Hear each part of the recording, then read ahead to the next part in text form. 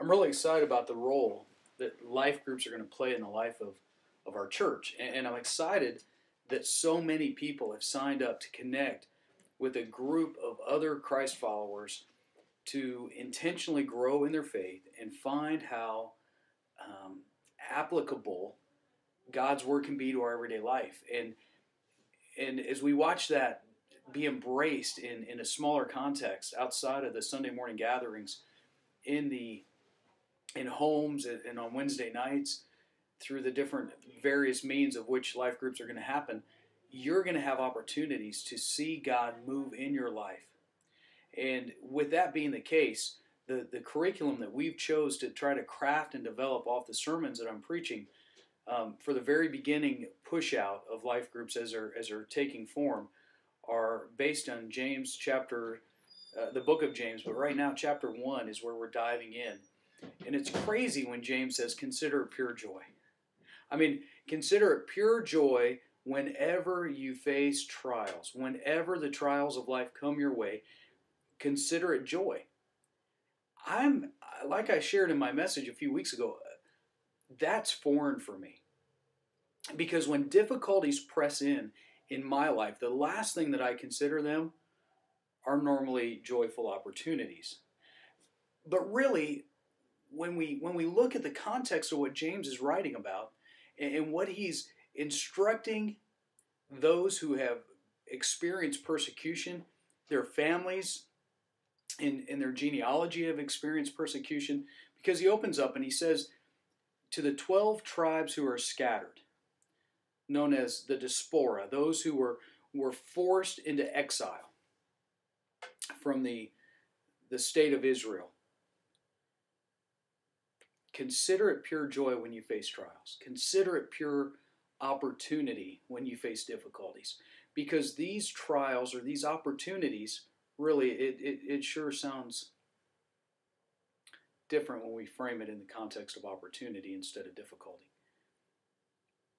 Will develop perseverance. And perseverance has to finish its work so that you may be mature,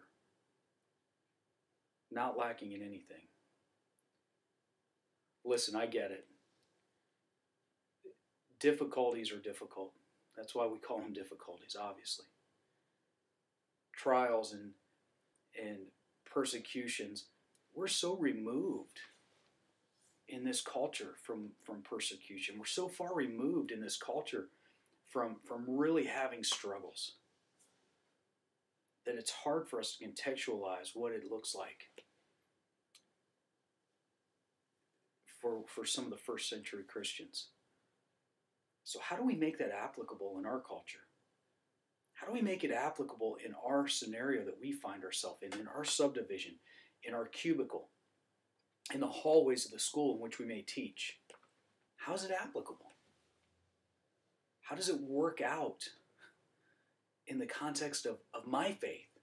And how do I begin to trade in my perspective, the way I see things, for James' perspective, to where I can embrace the fact that my faith will shape my difficulties instead of allowing, which I've often done too far and too many times myself, instead of allowing my difficulties to shape and form my faith.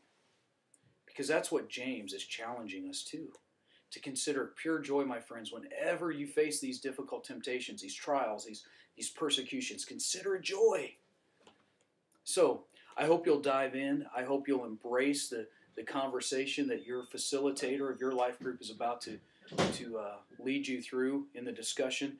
And as you dive in, it's my prayer that you will look for an applicable context for the word to be made real and relevant in your everyday life.